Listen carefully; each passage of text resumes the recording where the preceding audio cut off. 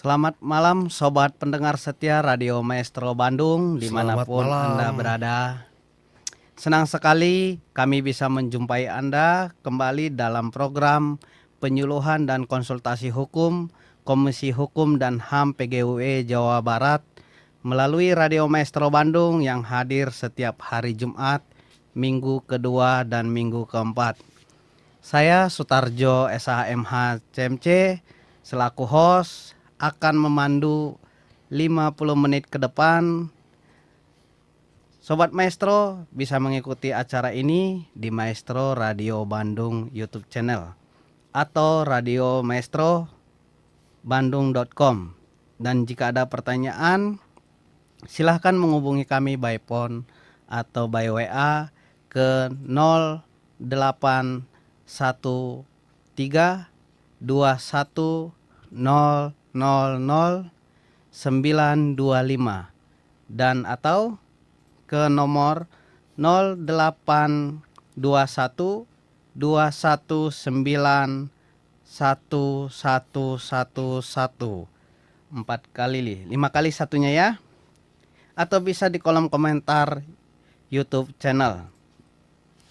Di studio saya ditemani oleh rekan kita yaitu saudara Abang Bardot Syanturi SHMH. Selamat malam Bang. Selamat malam Sobat Maestro. Ya, ini juga dari Komisi Hukum PGW Jawa Barat. Sehari-hari Abang kita ini berprofesi sebagai advokat di Bandung atau pengacara di Bandung. Ini Abang ini juga senior ini. Terima kasih dapat bergabung pelayanan ya Bang ya. Topik kita hari ini sangat penting dan menyentuh langsung kehidupan kita, yaitu hak dan kewajiban orang tua pasca perceraian. Nah, di sini kita berbicara nih terkait dengan apa menjadi hak dan kewajiban orang tua pasca perceraian. Akhir-akhir ini Bang, banyak sekali permasalahan perceraian, akan tetapi itu harus dihindari ya Bang ya. Tetapi sebagai manusia hewi, apa yang harus dilakukan agar anak-anak tersebut tidak menjadi terlantar gitu ya Bang ya. Ini seringkali setelah cerai anak malah terlantar Bang. Nah, keluarga itu tentunya paling utama ya Bang ya. Anak juga adalah keluarga Bang. Coba dijelaskan nih kepada Sobat Maestro yang ada di rumah dimanapun berada. Ini narasumber kita akan memberikan bagaimana apa yang disebut anak itu terlantar atau ditelantarkan. Oke. Boleh dijelasin nih Bang. Terima kasih rekan Sutarjo Nababan SHMH. Kalau bicara masalah kewajiban orang tua, orang tua terhadap anak, sebenarnya tidak hanya sesudah bercerai saja. Sebelum bercerai pun, artinya waktu perkawinan itu berlangsung baik-baik saja. Iya. Itu melekat kewajiban orang tua, apalagi sesudah bercerai kewajiban orang tua. Iya, Bang. Ya kan gitu, lebih melekat lagi. Orang tua memiliki kewajiban hukum dan moral untuk mendidik, memelihara, kemudian juga mengasuh anak yang dilahirkan dari perkawinan mereka itu tersebut sampai anak tersebut mandiri dan dewasa. Wajib ya Bang ya. Wajib. Ada kewajiban orang tua, itu sangat wajib itu ya. Itu diatur di dalam hukum, baik di dalam undang-undang perkawinan, undang-undang perlindungan anak, kemudian juga undang-undang kesejahteraan anak. Kan begitu ya. Kalau kita bicara normalnya, sebenarnya sekalipun udah bercerai atau sekalipun sudah bercerai, yang saya bilang ya, orang tua yang baik tidak akan melepas kewajibannya terhadap anak. Jangankan orang tua, Harimau aja sayang pada anaknya. Betul. Nyawa pun akan diserahkan orang tua untuk memelihara dan mendidik anak-anak tersebut supaya mandiri. Betul. Kan begitu ya. Kalau kita bicara ideal. Tapi kenapa banyak persoalan-persoalan sampai perlu diatur di dalam undang-undang, misalnya undang-undang perkawinan, perlindungan anak segala macam. Berarti kan khususnya sesudah perceraian banyak terjadi Iya. anak-anak yang ditelantarkan, Pak Sutarjo. Kan Iya, Bang. begitu ya. Ditelantarkan, tidak diberikan nafkah, ya kan? Bukan hanya sekedar nafkah barangkali, tapi juga tidak diberikan pendidikan Betul, Bang. yang Kita merupakan hak orang tua yang seharusnya ya. Kemudian juga aspek emosional yang tidak diberikan kepada anak, tempat tinggal, bahkan sampai kesehatan anak terabaikan itu semua. Kan begitu. Iya, Bang. Sehingga karena adanya hal-hal seperti begitu, dirasa perlu ada undang-undang atau peraturan tersendiri yang mengatur tentang itu. Tujuannya apa? Tujuannya demi kepentingan anak, supaya anak tersebut tidak ditelantarkan. Iya, Bang. Kan begitu ya. Ini kan gini, Bang. Sekarang ini kan kita lihat ya, banyaknya sekarang anak juga di jalan, terus kehidupan yang sulit. Itu ada banyak alasan karena orang tuanya bercerai atau orang tuanya tidak bertanggung jawab, gini ya, Bang ya. Dan anak-anak tentunya punya hak. Tadi Abang katakan punya hak pendidikan, punya hak tempat tinggal. Nah, apakah negara sudah cukup, Bang, ini menyediakan perangkat hukumnya mengatur? Tadi kan Abang bilang itu seharusnya nih sudah ada aturan untuk mengatur bahwa harusnya anak itu dapatnya ini kalau pasca perceraian apapun yang terjadi gitu, Bang. Sebenarnya kalau kita lihat aturan normatifnya, banyak peraturan yang sudah mengatur, khususnya apabila sudah terjadi perceraian ya. Iya. Misalnya ada penelantar yang mengatur kepentingan si anak. Iya. Banyak itu. Bisa kita lihat bahkan kalau bicara anak ditelantarkan, itu aspek pidananya pun ada. Oh, ada aspek pidana ya, Anak Bang ya. yang ditelantarkan, ya, itu bisa kena pidana. Orang kadang kan nggak tahu tuh. Ya, Baik yang ibu maupun yang Iya. bapak. ya dua-duanya lah, Dua-duanya ya. atau salah satu misalnya yang menelantarkan Yang anak, menelantarkan. kan begitu ya. Itu pasal-pasalnya, misalnya nih ya, kalau terkait penelantaran anak itu ada di pasal 77 Undang-Undang Perlindungan Anak. Iya. Ya, itu pidana penjara dan tahunan.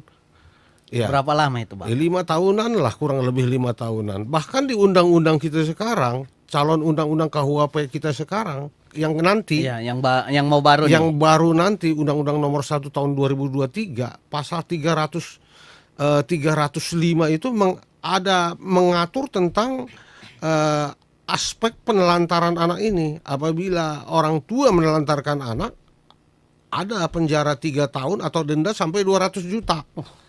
Besar Udah sampai juga ya, begitu. Bang ya. Kurang lebih begitulah kalau itu dari aspek pidana. Dari aspek perdata, Iya. pencabutan kekuasaan orang tua, pencabutan kekuasaan orang tua. Ini pencabutan kekuasaan orang tua ini maksudnya seperti apa nih, Bang? Apakah haknya atau gimana nih, Bang? Orang tua yang melantarkan anak artinya kan dianggap tidak mampu sebagai orang tua yang baik, Iya. ya. Kan begitu. Sehingga keluarganya, misalnya dari ayah atau dari ibu yang tidak menerima itu, bisa mengajukan melalui gugatan ke pengadilan, ya, agar kekuasaan orang tua kekuasaan orang tua ini dicabut sebagai orang tua, dicabut, mekanismenya seperti begitu. Jadi nggak main-main kalau misalnya ada orang tua yang menelantarkannya anak sampai sedemikian rupa seperti yang kita bicarakan tadi, baik secara Iya. pidana maupun perdata. Aspek hukumnya kurang lebih di situ.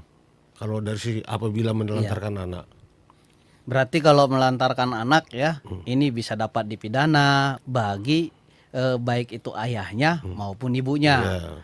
Kalau gini, Bang, terus tadi juga bagi perdatanya itu bisa dicabut haknya sebagai orang tua ya Bang ya. Pencabutan Pencabutan. kekuasaan orang sebagai orang tua. Nah, pencabutan itu mekanismenya seperti apa Bang? Kalau bisa, apakah harus putusan pengadilan atau seperti apa Bang? Ya, setahu saya mekanismenya, karena ini bukan hal yang remeh-temeh, maka Iya. harus melalui mekanisme pengadilan tentunya. Pengadilan. Ya, artinya misalnya keluarga dari si ayah atau si ibu yang tidak menerima penelantaran tersebut bisa mengajukan upaya Permohonan gugatan ya. permohonan gugatan tersebut ke pengadilan agar hak si orang tua tersebut yang tidak melaksanakan kewajiban itu dicabut. Kewajibannya.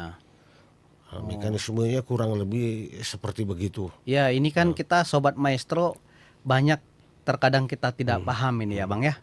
Terutama terkait dengan hak-hak anak. Apalagi menikah dini, cerai, tinggal anaknya. Padahal ada kewajiban untuk memberikan nafkah, memberikan pendidikan. Artinya tidak hanya sebatas memberikan uang nominal ya Bang ya. Tetapi ketika kelalaian tadi, dia bisa dicabut haknya. Artinya kelalaian itu dalam mengasuh juga memperhatikan gitu ya Bang ya. Ya, Nah ini sangat menarik. Padahal hubungan keluarga itu nggak bisa dilepas ya Bang ya. Iya. Hubungan darah kan tetap Bang. tetap. Hubungan darah. Nah pertanyaan saya ini Bang, kalau di bawah umur, ini kan terkadang anak ini kan masih banyak kategori anak ini. Di dalam undang-undang kita ada yang di bawah umur, ada masih balita atau sudah mandiri yang dikatakan Abang atau dewasa ya. Kalau di bawah umur Bang, nah sebelum melakukan perceraian pasca perceraian ini, itu berhak di siapa Bang? Anak. Jadi begini, di dalam praktek, khususnya di dalam perkara-perkara perceraian ya, Iya. sering itu dimohonkan terkait perwalian. Oh, Ya, perwalian, khususnya menyangkut anak di bawah umur. Iya. Hukum mengatakan bahwa anak di bawah umur itu ikut ibunya, Ikut orang tua ibunya ya. ikut orang ibunya lah, Ibunya, baik. ya. Artinya lebih diprioritaskan kepada ibunya. Tapi itu juga tidak titik. Oh, Ya. Nggak titik Iya. juga, nggak langsung serta-merta kalau di bawah umur ikut ibunya. Ada pengecualian. Kalau ibunya ini juga tidak bisa berlaku sebagai ibu yang baik, misalnya ibunya ini misalnya peminum, Iya. penjudi, artinya kan dia tidak Atau yang bisa melakukan kesalahan ya, ibunya dia ini. tidak bisa menjadi ibu yang baik. iya. Sehingga si ayah bisa memohonkan kepada hakim agar perwalian itu yang di bawah umur Di ini bawah umur. jatuh ke bapaknya, ke dia. Sorry. Ke orang tuanya laki-laki yang ya. laki-laki, ya kan? Tapi kalau misalnya ibunya ini adalah ibu yang bertanggung jawab, baik, tidak berkelakuan buruk dan lain sebagainya, maka hukum mengatakan bahwa perwalian anak tersebut akan jatuh kepada ibunya. Tapi di luar itu, pertanyaan selanjutnya kan, Iya, Bang. bagaimana mengenai biaya pendidikan, tunjangan nafkah dan sebagainya? Betul, setelah perceraian kan perubahan ini kan bagaimana hak asuh nafkahnya, terus hubungan anak dengan orang tua apakah sudah diatur gitu Bang Bardo, seperti Iya, apa ini? Ya. Pasal 41 huruf B Undang-Undang Perkawinan mengatakan ayah itu wajib menanggung biaya hidup dan pendidikan anak, ya kan? Wajib ya Wajib katanya. menanggung ayah. biaya hidup dan pendidikan anak, biaya nafkah, tetek bengek dan segala macam lah itu. Iya. Itu kewajiban ayah. Iya. Tapi itu pun tidak titik. Oh. Pertanyaannya kan bagaimana kalau si ayahnya nganggur, tidak sanggup? Betul, Apakah dibebankan ya. kepada si ayah? Iya, Bang. Kan itu pertanyaan selanjutnya. Kayak kita ya, pengacara pengangguran banyak acara nih. Tentunya tidak. dalam keadaan sedemikian rupa seperti begitu, di mana ayah tidak bisa 100% menghidupi si Menghidupkan anak tersebut, maka ibu boleh boleh ikut untuk ya. ikut membantu, ikut juga menanggung ya, menanggung kewajiban tersebut untuk menafkahi anak. Anak tersebut. Nah, kurang lebih begitu. Terus Bang, ini konsekuensi Sorry. hukumnya bila orang tua ini. Tadi kan bila orang tua mengabaikan, dalam arti begini Bang. Tadi kan Abang bilang itu bisa diambil hak asuhnya anak. Hak kuasa orang tua kepada anak.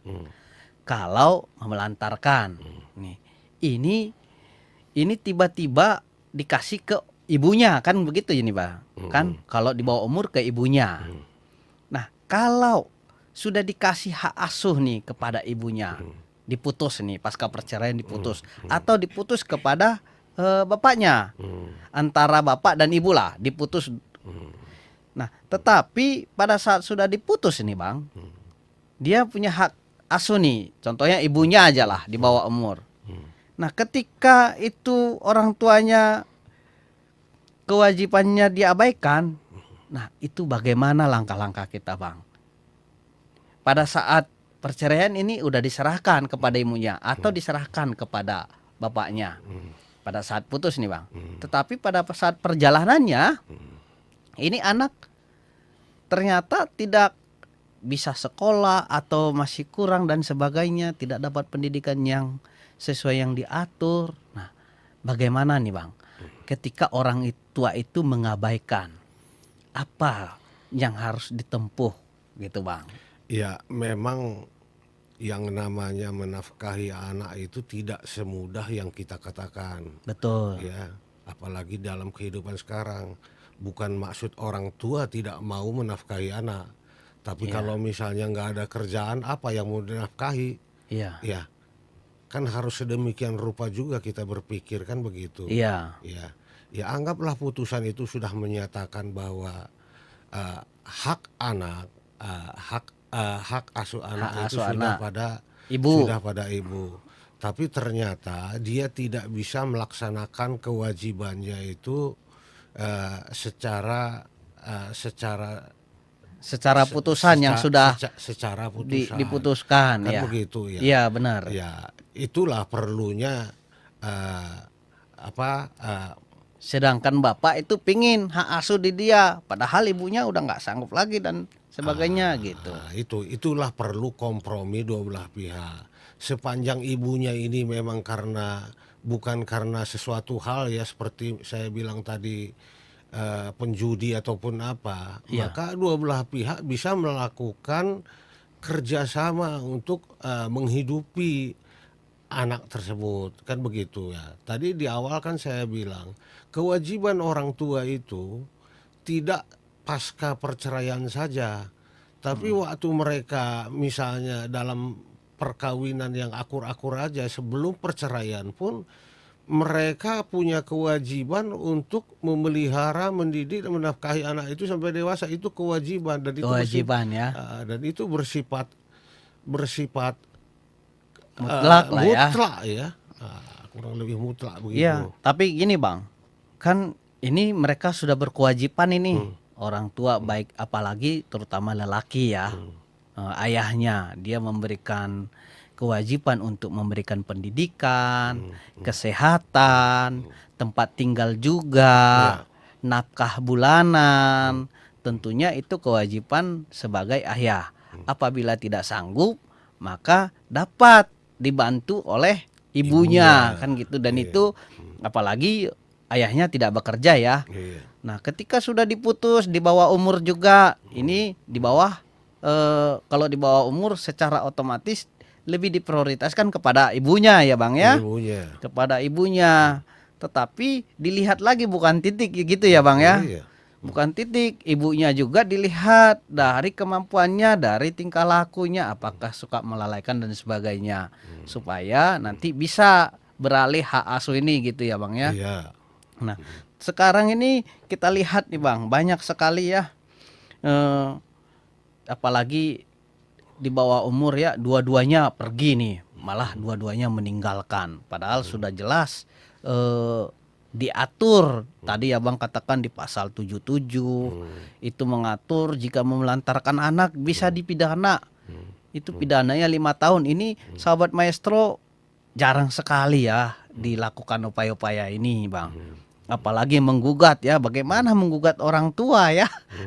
Bagaimana kalau menggugat orang tua sepertinya udah dibilang ini durhaka, Bang.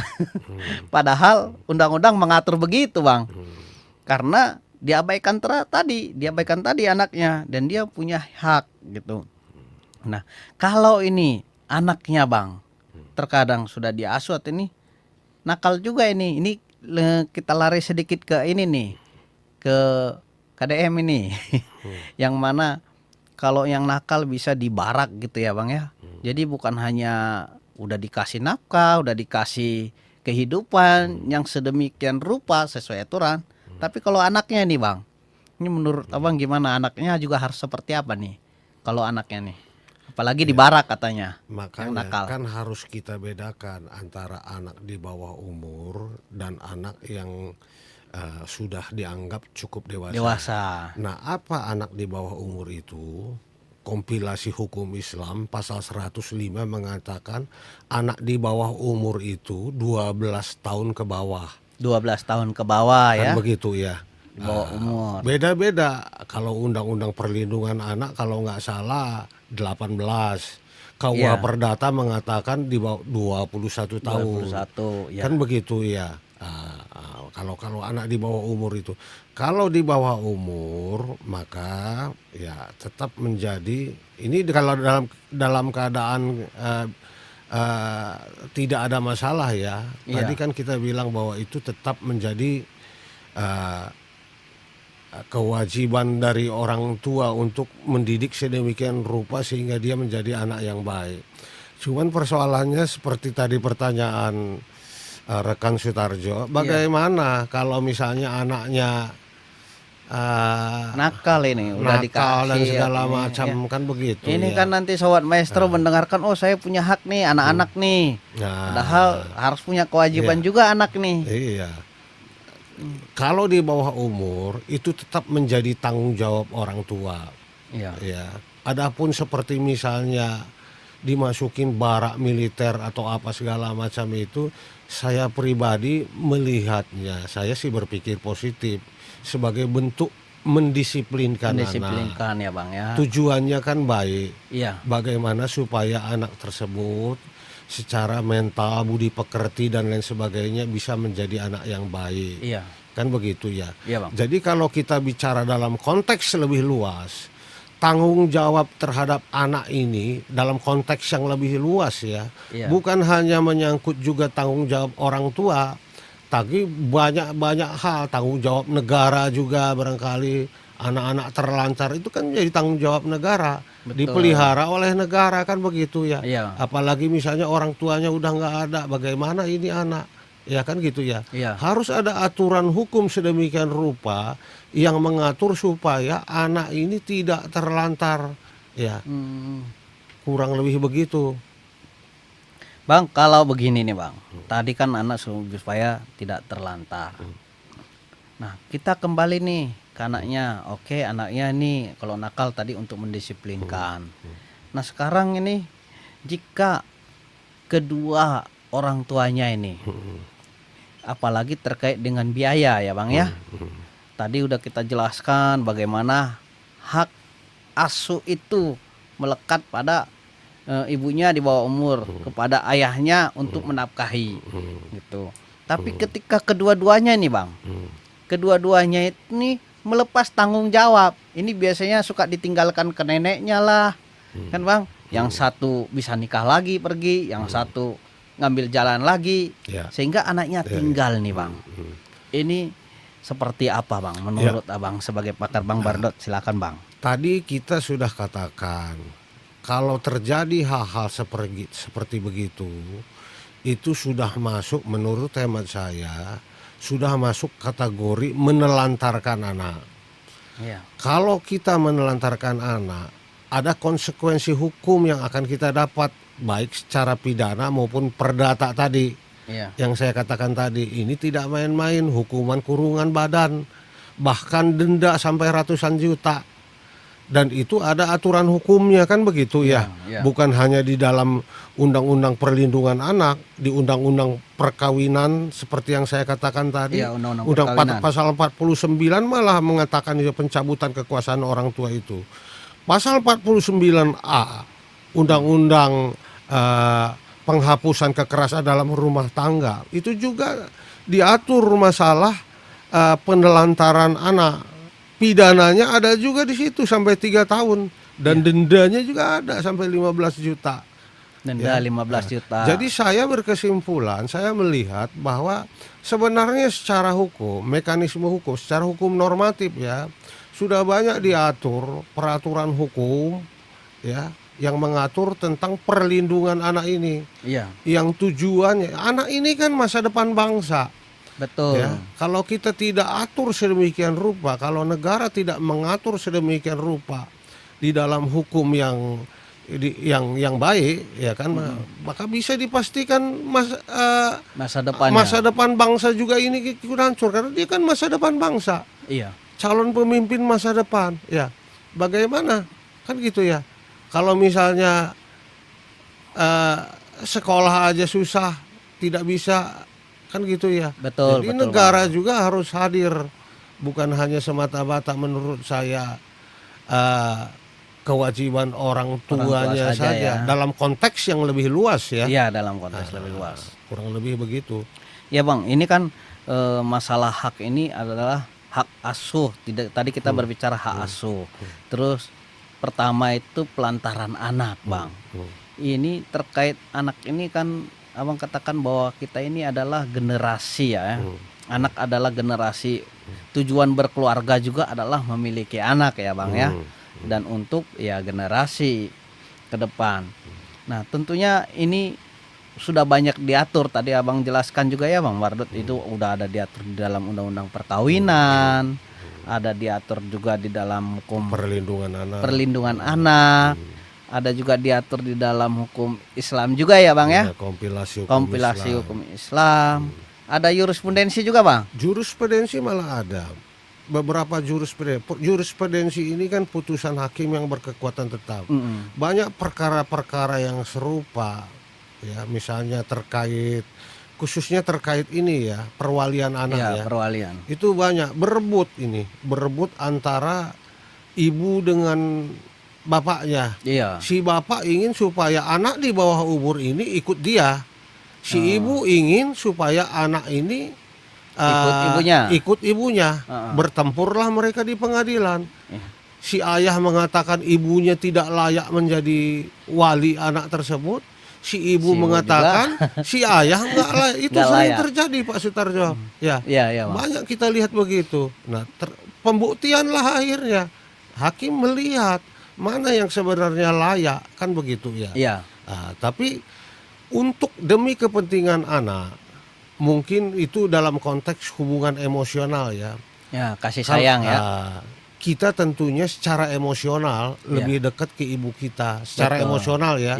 Tanpa bermaksud mengabaikan peran ayah. Betul. Ya. Tapi secara emosional kan kita lebih merasa gimana gitu ke ibu kita ya. Sehingga mungkin karena perempuan pakai perasaan ya, pakai perasaan. Atas alasan tersebutlah makanya mungkin hukum menyatakan demi kepentingan si anak supaya perwalian anak yang di bawah umur tersebut jatuh kepada ibunya. Tapi kalau mereka sudah dewasa nanti dan mandiri, mereka bisa memilih. Dapat memilih ya. Memilih mau ikut bapak, mau ikut ibu. Kan sudah dewasa. Iya. Tadi kan kita bisa bawa umur.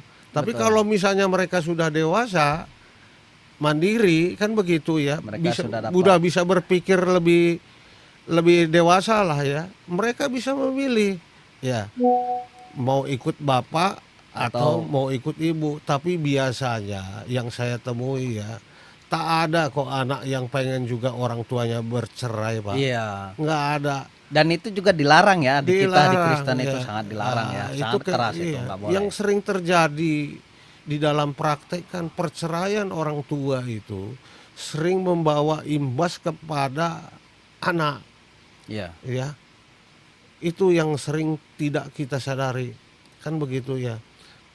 Mereka beranggapan kalau si istri kan ada mantan istri, kalau suami kan ada mantan suami, masa bodoh kan begitu ya. Tapi iya, apakah ada mantan anak? Tidak, kan tidak ada. begitu ya.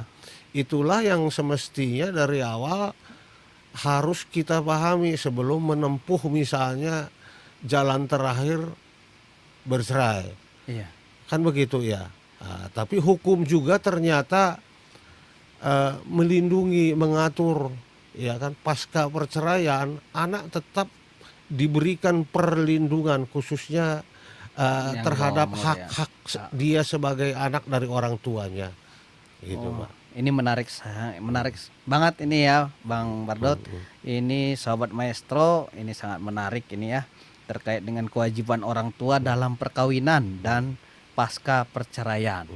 Ini dalam perkawinan Bang. Kembali lagi kita flashback ke belakang nih Bang. mm, Ini biasanya kalau anak ini dilihat hanya kalau sayang sih wajib ya Bang ya. Kedua orang tua ini wajib sayang kepada anak.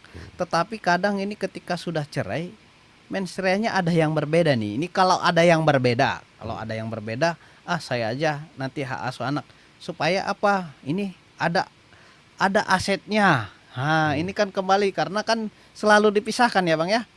Perceraian hak asuh disatukan. Tetapi hak gonogininya dipisahkan ini Bang. Nah, biasanya sepakat ini buat anak, tetapi kan ini gimana pengelolaannya gitu Bang. Nah, menurut Bang Bardot nih terkait dengan masuk sedikit ini ketika dia mempunyai warisan atau maksudnya mempunyai anak ini nanti akan mempunyai gitu ya Bang ya. Nah, ini menjadi polemik terkadang Bang. Tadi hak anaknya udah dapat pendidikan, dapat kesehatan dan sebagainya. Tetapi ketika perebutan bahwa anak ini adalah yang berharga, yang tiba-tiba ditinggalkan, nih, menurut Abang nih, kalau ada persoalan seperti itu Bang, anaknya nanti akan mempunyai warisan lah, karena dua-duanya sepakat. Tapi kan harus ada perwalian Bang. Nah, apakah bisa yang cowok juga perwalian atau hanya memang ibu karena di bawah umur tadi Bang? Nah, jadi begini, makanya kita harus dudukkan Ini khusus dulu. lelaki nih, biar tahu nih Bang, orang ini lelaki nih. Ini saya mulai dari begini dulu ya. Di dalam gugatan perceraian yang sering kita temui dalam praktek, baik yang diajukan oleh pihak suami dan istri, khususnya dari pihak istri ya, biasanya kan yang diminta itu adalah putus perceraian ini dengan Iya. segala akibat hukumnya. Betul. Kemudian yang diminta kedua adalah perwalian Perwalian. atau dalam bahasa hukum Islam itu hak hadlonah, Iya. perwalian kan gitu ya. Yang ketiga Hak biasa asuh sama ya, Bang? hak asuh, Hak asuh. hadlonah itu kan gitu Hadlonah. ya. Kemudian terkait tunjangan nafkah yang diperuntukkan kepada anak tersebut. Misalnya nih dia minta 10 juta per bulan, boleh-boleh saja. Iya. Tentunya dengan dia lihat dia mempertimbangkan kapasitas anak ini mampu nggak dia kan begitu ya. Betul. Ya. Karena pernah juga dalam perkara yang saya temui putusan pengadilan menyatakan bahwa si lelaki, si suami diwajibkan untuk membayar tunjangan nafkah 10 juta per bulan. Tapi di dalam itu Prakteknya. putusan pengadilan Iya, loh. putusan. Di dalam praktik dia nggak sanggup. Nggak Ya, sanggup. boro-boro 10 juta kata dia. 1 juta aja terkadang susah. Kan begitu Iya. ya. Di dalam sesudah putusan ini. sesudah putusan ya Bang ya. Nah, itu sering juga kita temui. Jadi bukan semata-mata Tapi itu harus dibuktikan Bang. Karena gini kan, bisa aja mengaku dia aku mah nggak sanggup. Sanggupnya mah cuma 1 juta. Padahal kan lebih dari situ kan sanggup gitu Bang. Iya. Kadang ini juga harus kita lihat ya Bang ya. karena mungkin dia sama yang lain atau gimana gitu mungkin ya. Makanya hakim kan nanti bisa melihat melalui bukti-bukti yang diajukan para pihak, baik itu bukti saksi khususnya ya, yang mengatakan misalnya si suaminya ini adalah tidak mungkin, misalnya dia seorang direktur misalnya ya, Iya. seorang direktur yang punya penghasilan misalnya 50 juta per bulan, dia dalilkan misalnya sanggup saya cuma 1 juta per bulan, adalah tidak mungkin. Hakim nanti akan lihat di pembuktian kan begitu, baik melalui saksi yang dihadirkan, tempat kerjanya, struk gaji dan dan lain sebagainya ya, sehingga itulah putusan hakim nanti menyatakan berapa jumlah tunjangan nafkah yang harus dia bayarkan kepada si pihak istrinya. Tapi bisa nggak Bang? Ini saya coba bertanya nih, bisa tidak kalau tadi tidak sudah diputus oleh hakim, contoh 10 juta atau 5 juta aja, ternyata tidak dibayarkan ini. Itu sering Dengan terjadi. Nah, apakah itu dapat dianggap pemelantaran anak tadi tersebut lagi? Kalau menurut saya begini, pernah saya alami yang begitu. Putusan pengadilan ya menyatakan bahwa menghukum si suami ini untuk membayar tunjangan nafkah kepada istrinya itu sebesar 10 juta. Iya. Misalnya yang seperti yang saya bilang tadi, tidak dibayarkan. Iya. Ya, tidak dibayarkan, cuek dia dibayarkan. Menurut saya ini sudah masuk juga kategori menelantarkan. Ya, Masuk ya. menelantarkan kategori tadi. anak juga. Kan itu juga kan dipakai untuk sekolah anak. Iya. Untuk tunjangan nafkah anak kan itu ya. Iya. Bukan semata-mata untuk kepentingan mantan istrinya ini, tidak. Iya. Ya kan, tapi itu untuk kepentingan tunjangan nafkah si anak. Kewajiban ayah kan memang untuk memberikan tunjangan nafkah, sekalipun istri misalnya cerai orang ini nih ya, tetap kewajiban ayah mah untuk memberikan tunjangan nafkah, menafkahi anak yang tersebut ya. sekalipun sudah cerai. Ya, itulah adanya putusan hakim tadi yang menyatakan harus bayar Berarti segini. itu dianggap juga pemelantaran ya, Bang, Termasuk ya. kategori penelantaran menurut Bisa saya. bisa dituntut oleh istrinya ya, selama bisa. dapat dibuktikan ya, Iya, Bang ya. bisa, Artinya Bang. bagaimana dengan pembuktian juga. Iya. Kalau memang tidak sanggup juga dari pihak lelaki, ya pihak lelaki juga harus membuktikan ya, Bang ya. Iya. Tidak boleh hanya asal dikatakan tidak sanggup, Iya. oh tidak mau. Kita kan tidak tahu ya. Apakah tadi kata Abang ternyata dia direktur atau manajer. Masa bayar 2 juta 3 juta nggak sanggup, kan nggak masuk logika ya, Bang ya. Saya kadang berpikir sebaliknya malah Pak Sutarjo gini ya. Sebenarnya itu kan tadi kita bilang bahwa kewajiban ayah atau lelaki lah untuk memberikan Iya. nafkah. Kan begitu. Iya. Itu hukum mengaturnya kan begitu ya. Betul. Sebenarnya lelaki yang baik atau ayah yang baik tanpa harus ada putusan hukum tetap pun juga ya. seharusnya dia punya kewajiban moral. Ini kan bicara hati anak sendiri nih. Ya. Jangankan 10 juta, nyawa aja gua serahin sama anak kan gitu ya. Betul, betul. Kan begitu ya. Ya. Kalau bicara misalnya moral ya. Jadi sebenarnya tanpa adanya hukum begini, tanpa putusan pengadilan begitu pun, sebenarnya kalau dia memang seorang ayah yang baik, dia akan peduli terhadap kewajibannya sebagai ayah untuk menafkahi anaknya, kan begitu. Betul, Bang. Ini juga di SEMA juga terkait hak anak dan perempuan itu udah ditekankan ya. Bahwa di SEMA juga di mana hak-hak perempuan pasca perceraian itu termasuk kalau di dalam Muslim itu mungkin nafkah idah, mutah, atau madiyah ya, nafkah masa lalu yang belum dibayar ya, hadana ya, pengasuh anak. Iya. Itu juga sebagian. Sedangkan kewajiban suami itu atau mantan suami ya, menyediakan biaya hadana. Ya, Ini hadonah. Dan menanggung nafkah anak hingga dewasa. Ini yang harus diingat ya bahwa kita laki-laki khususnya ya, di mana ditekankan secara hukum positif, secara kompilasi hukum Islam, juga di jurisprudensi maupun di SEMA sudah ditentukan bahwa harus menafkahi anak walaupun baik itu masa perkawinan maupun pasca perceraian. Yang menarik saya tambahin sedikit Pak Sutarjo. Apa itu Yang Bang? sering terjadi di lapangan begini, di dalam praktek ya. Suami istri yang sudah bercerai ini ya, kemudian ada kewajiban si suami, dia tidak mau menafkahi sebagaimana putusan. Heeh. Terkadang si Dan itu sering Bang. ya sering ya, kan begitu ya. Nah, kemudian karena tidak dinafkahi, si istri merasa gimana gitu loh ya. Iya. Sehingga dia tidak memberikan izin kepada suami untuk melihat anaknya.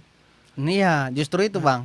Ini kan sering juga dibatasin, nggak boleh nih ketemu.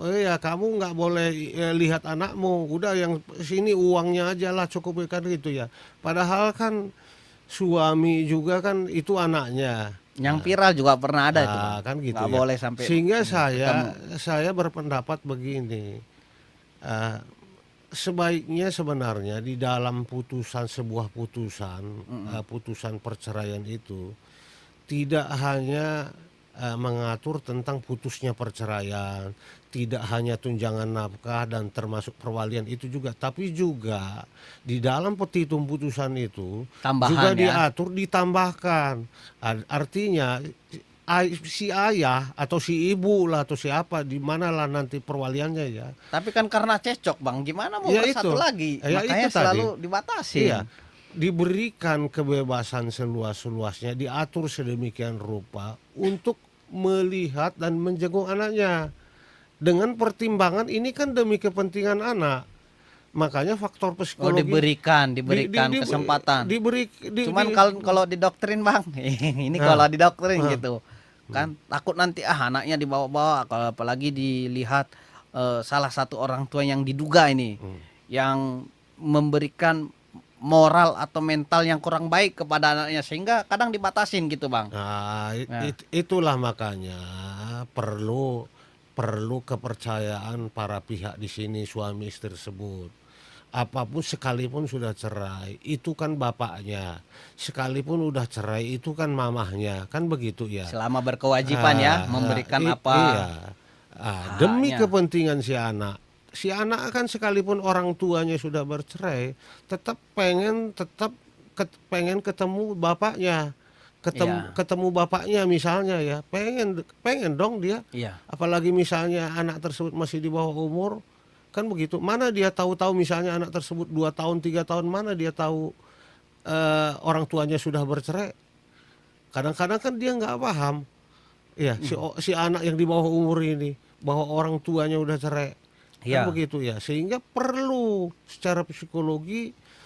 Tapi Bang, saya tanya nih, ketika udah cerai, orang tua nih cerai, tadi kan ditinggalkan lah anaknya nih sama neneknya tuh nih. Neneknya ini bisa melaporkan nggak kedua orang tuanya itu nih, atau harus anaknya? Ya, Kalau dua-duanya memelantarkan ya, gitu. artinya yang paling berhak untuk melaporkan itu adalah Orang tuanya. neneknya. Oh, neneknya. Misalnya dua-duanya nih, kalau anak ini masih di bawah umur misalnya ya, kemudian dia ikut neneknya atau keluarga dari istri atau ayahnya, itu bisa melaporkan. Ya, boleh-boleh saja melaporkan karena dia kan kedua orang tuanya ini nggak mengurus, menelantarkan anak tersebut. Kita kan orang awam kadang takut laporkan juga nggak ada fungsinya tuh, ini kan suka, padahal sudah jelas tadi ya di bahwa ada diatur ya pasalnya tersebut. Ada diatur. Dan itu bisa dilaporkan ataupun iya, digugat ya, betul, digugat melalui perdata. Namun kalau menurut analisa Alkitab Bang, menurut analisa Alkitab nih, kita sobat maestro ini di dalam hukum ya PGUE, gimana menurut analisa Alkitab nih? Jadi gini rekan Sutarjo, sebenarnya bukan dalam konteks saya untuk menjawab itu. Tapi kok tiba-tiba saya ingat ada salah satu ayat Alkitab dan menurut saya relevan untuk konteks ini Pak Sutarjo. Iya, apa Saya itu, Bang temukan Barbot? pas ayat Amsal 22 ayat 6 ya. Ayat Alkitab di Amsal ayat 22 pasal 22 ayat 6 ya. Yang dikatakan begini, didiklah orang muda menurut jalan yang patut baginya, maka pada masa tuanya pun tak akan menyimpang dari jalan itu. Ya kan? Iya, Ini ayat Alkitab kan indah sekali, betul. relevan dengan konteks tema kita sekarang ini. Betul. Kan begitu ya. Iya. Nah, kalau misalnya itulah tugas dan tanggung jawab orang tua untuk mendidik anaknya sebaik-baiknya. Kalau dalam Kristen menurut terang Kristen dong, Terang Kristen. ya kan? Supaya di kemudian hari pun dia tidak akan menyimpang dari jalan itu. Tentunya kan gitu ya, Iya. yang kita inginkan. Tapi ini kan tidak semudah yang Membalikan kita katakan, Pak Iya. Sutarjo, kan gitu Betul, ya. betul, Bang. Menjadi orang tua itu menurut saya tidak mudah. Ya kan, perlu belajar seumur hidup menjadi orang tua yang baik ya. Bukan hanya setahun 2 tahun, seumur hidup kita belajar jadi orang tua yang baik. Kita sudah berusaha menjadi orang tua yang baik pun masih dianggap oleh anak kita tidak baik. Selalu ada aja Karena kekurangannya. di titah kelima juga hormatilah orang tuamu gitu sebaliknya Iya. ya. Itu kan itu waktu kan begitu ya. Kalau saya tidak salah mengutip Alkitab ini ya, kan saya kan bukan pendeta Pak. Iya, sama, Bang. Cuman menurut saya ayat ini relevan. Sama, Bang. Makanya kita lihat ini Sobat Maestro bahwa kewajiban orang tua dalam perkawinan dan pasca perceraian ini udah diatur baik itu di dalam hukum positif kita Iya. ya di negara Republik Indonesia ini, dan baik itu dalam jurisprudensi itu ada semua yang sudah diatur, baik itu dalam SEMA maupun dalam Alkitab ya. Iya. Bahkan dalam komplikasi hukum Islam pun diatur Diatur. bagaimana sedemikian rupa antara ayah, ibu, dan anak itu tidak bisa dipisahkan. Walaupun di dalam perceraian telah dilakukan ya Bang ya. Sampai mulai lahir, menikah, cerai, ada hubungan yang terikat. Dan hubungan itu juga dapat dicabut ketika ada hak-hak yang tidak terpenuhi yang sudah diatur ya Bang ya. Menelantarkan lah. Yaitu tadi pelantaran anak, memelantarkan. Dicabut hak asuhnya. Dicabut hak asuhnya selama itu bisa dibuktikan ya Bang ya. Artinya ada juga pembuktian yang dilakukan. Enggak semata-mata ya Bang ya, hanya dikasih oh dia mah tidak baik, dia mah ini, harus berdasarkan bukti semua. Ini juga menjadi tema yang sangat menarik, dan kita juga harus lihat ya Bang ya, bagaimana anak tersebut itu bisa tumbuh dan mentalnya juga bisa dengan baik, di mana dia mendapatkan pendidikan, kesehatan dan sebagainya sesuai dengan yang diatur dalam hukum positif kita ya Bang ya. Betul. Tetapi orang tua juga harus nih menjaga-jaga, jangan hanya menikah cerai karena ini tadi nggak bisa ketemu. Padahal ada masukan nih dari narasumber kita Bang Bardot nih, harusnya diatur bahwa bisa juga untuk menjenguk ya, atau membesarkan bersama-sama. Iya. Selama itu tidak mengganggu mental anak ya Bang ya. Dan itu juga harus dibuktikan. Inilah perlunya perlindungan ya. Tapi Bang, itu dia Bang. Ini kita waktu tinggal sedikit lagi ya, Sahabat Maestro. Ada sedikit lagi kata-kata yang Abang kasih nih buat Sahabat Maestro, buat orang tua dan anaknya, apa kira-kira Bang? Coba kasih apa menjadi kesimpulan kita nih Bang. Jadi di kesimpulan terakhir mungkin begini. Buat orang tua dan anak nih Bang. Iya, kalau untuk orang tua kan kita susah ngomong ya. Semua orang tidak mau bercerai.